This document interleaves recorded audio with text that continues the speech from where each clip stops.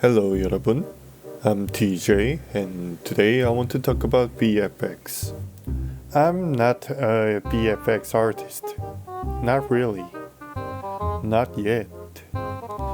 So previously, I just used assets from the Unreal Marketplace because I don't know what I'm doing. But since we are using Godot now, I have to understand how to make VFX myself. Of course, there are asset sources for the Godot engine, several of them in fact, but it is hard to find something that feels just right. So, I want to learn how VFX in game engines work and make them from scratch. I started to search the vast ocean of information that is YouTube, and I found this channel, Lou. I'm going to follow his tutorials here. If you want to know more about how to make VFX, I thoroughly recommend this channel. I learned a lot from him. Here, I'm just going to talk about how I made my first fireball. The fireball is made of 3 components: head, tail, and sparks. I'm going to make them separately and add them together. First, I opened the blender and started to model the head of the fireball. Delete everything on the screen and add the UV sphere to the viewport. Delete half of it to make a hemisphere. Turn on the proportional editing and move the vertices to look like the shape of a sideways cup. Then go to the UV editing tab. Move the UV island to the bottom and scale it y-axis from the 2D cursor. Export it as OBJ and import it in Godot. Make a new scene. Add Mesh Instance 3D and assign our mesh in the slot. Go to the Geometry instance in the Inspector tab. Add a new visual shader in the Material override. Change the blend mode to add. Change the color to disable. Check Unshaded and disable shadow, ambient light, and fog. Go to the shader editing.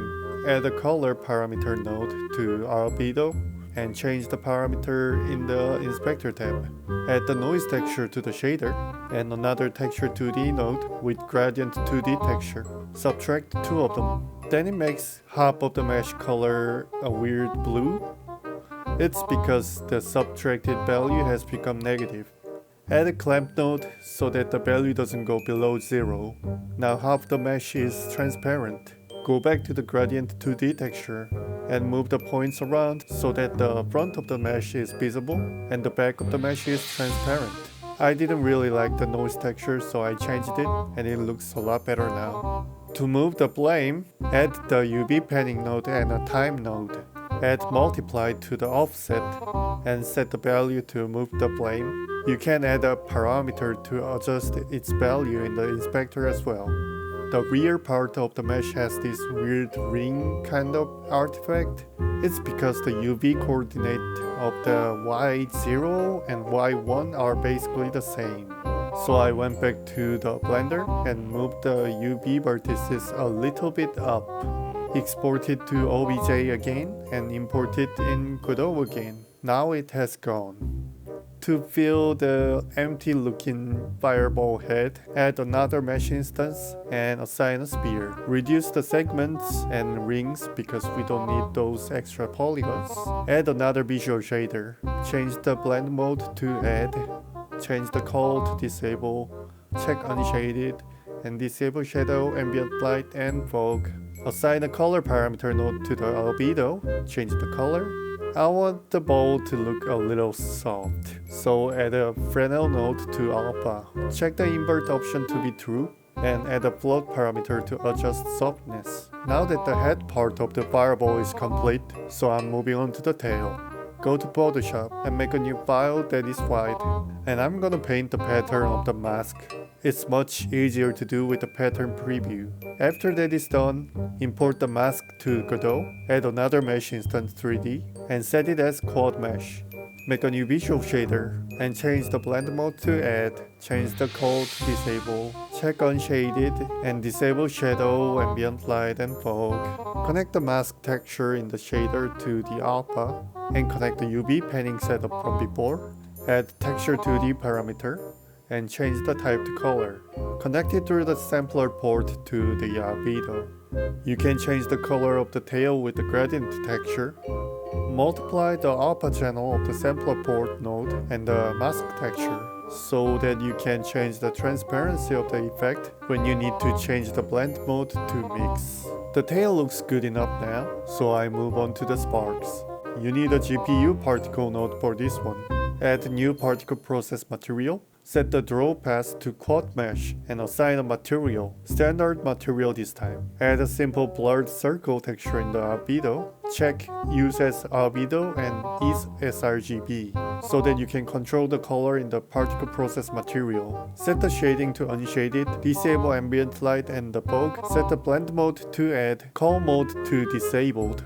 I want narrow and long sparks, so reduce the size to the mesh on the x-axis. Go back to the particle process material, set the gravity to 0. Go to spawn velocity, set the initial velocity and change the direction to x-. I reduced the lifetime to 0.5 second and set the scale overall lifetime with a curve. Sparks seem a little slow, so I increased some linear axle. Add a gradient to the color curves and adjust the color until it looks good. Sparks emitting from one point looks kinda awkward, so change the emission shape to a sphere surface and reduce the radius. Now it looks like a proper fireball. Then I dabbled with some generated trail effects. At first I used Trail 3D add-on, like Lilu's video suggested, but it had some issues that if the parent node has a rotation value, the trail particles kinda go invisible. So instead, I used another add-on, GPU Trail, and it worked perfectly fine. So yeah.